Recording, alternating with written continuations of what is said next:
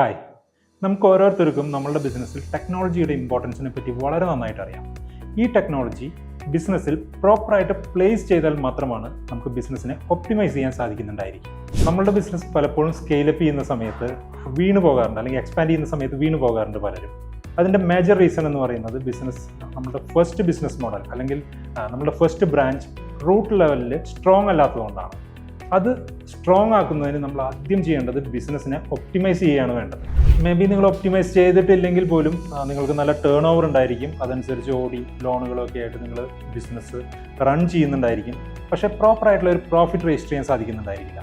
Business ഒപ്റ്റിമൈസേഷനോട് കൂടി മാത്രമാണ് നിങ്ങൾക്ക് ഒരു പ്രോപ്പർ പ്രോഫിറ്റിലേക്ക് എത്താൻ സാധിക്കുന്നുണ്ടായിരിക്കുക. അതിനുശേഷം മാത്രമാണ് നിങ്ങളൊരു സ്കെയിലപ്പിനെ കുറിച്ചോ അല്ലെങ്കിൽ ഒരു എക്സ്പാൻഷനെ കുറിച്ചോ ചിന്തിക്കേണ്ടത്. ബിസിനസ് ഒപ്റ്റിമൈസേഷന് പ്രധാനമായിട്ടും രണ്ട് കാര്യങ്ങളാണ് വേണ്ടത്. ഒന്ന്, പ്രോപ്പർ സ്കില്ല് നമുക്ക് ലഭിക്കുന്നത് കൃത്യമായിട്ടുള്ള ഹയറിങ്ങിലൂടെയാണ്. നമുക്ക് കറക്റ്റ് ആയിട്ടുള്ള പോസ്റ്റുകളിലേക്ക് ഏറ്റവും ആപ്റ്റ് ആയിട്ടുള്ള മാൻ പവറിനെ ഹയർ ചെയ്യുന്നുണ്ടായിരിക്കും.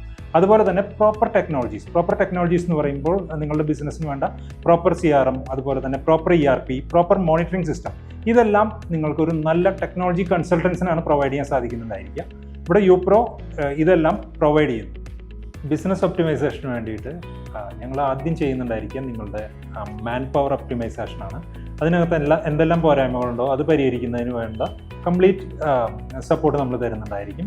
അതോടൊപ്പം തന്നെ ടെക്നോളജി പാർട്ട് എടുക്കുകയാണെങ്കിൽ നിങ്ങളിപ്പോൾ എന്തെല്ലാം ടെക്നോളജീസാണ് യൂസ് ചെയ്യുന്നത്, അത് നിങ്ങളുടെ ബിസിനസ്സിനെ ഒരു സ്കെയിലിംഗ് ലെവലിലേക്ക് എത്തിക്കുന്നതിന് അതിന് എന്തൊക്കെ പോരായ്മകളുണ്ട് എന്നുള്ളത് മോണിറ്റർ ചെയ്ത ശേഷം നിങ്ങൾക്ക് പ്രോപ്പർ ടെക്നോളജീസിനെ കുറിച്ചിട്ടുള്ള ഡീറ്റെയിൽസും കാര്യങ്ങളും എല്ലാം നിങ്ങൾക്ക് സജസ്റ്റ് ചെയ്യുന്നുണ്ടായിരിക്കും. അതോടൊപ്പം അതിൻ്റെ കൃത്യമായിട്ടുള്ള പ്രസൻറ്റേഷനും പ്ലാനുകളൊക്കെ പ്രൊവൈഡ് ചെയ്തുകൊണ്ട് നിങ്ങളതെല്ലാം നോക്കിയതിന് ശേഷം ഞങ്ങളുടെ സർവീസ് ബുക്ക് ചെയ്യാവുന്നതാണ്. പ്രധാനമായിട്ടും 3 തരത്തിലുള്ള ഇൻഡസ്ട്രീസിനാണ് നമ്മൾ സർവീസ് പ്രൊവൈഡ് ചെയ്യുന്നത്. 1 production and sales, 2 wholesale and distribution, 3 construction and interior business. ഈ 3 ഇൻഡസ്ട്രീസിനും വേണ്ട കംപ്ലീറ്റ് മൊഡ്യൂൾസ് ആൻഡ് ടെക്നോളജി നമ്മൾ പ്രൊവൈഡ് ചെയ്യുന്നു.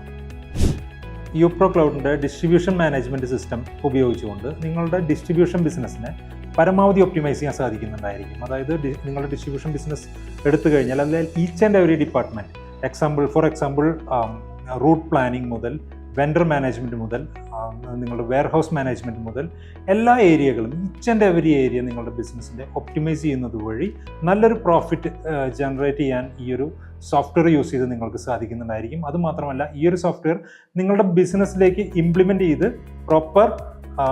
പ്രോപ്പർ ലെവലിൽ നിങ്ങളുടെ ബിസിനസ് സ്കെയിൽ ചെയ്യാനാവുന്ന ലെവലിലേക്ക് നിങ്ങളുടെ ബിസിനസ്സിനെ നമ്മൾ എത്തിച്ചു തരുന്നുണ്ടായിരിക്കും.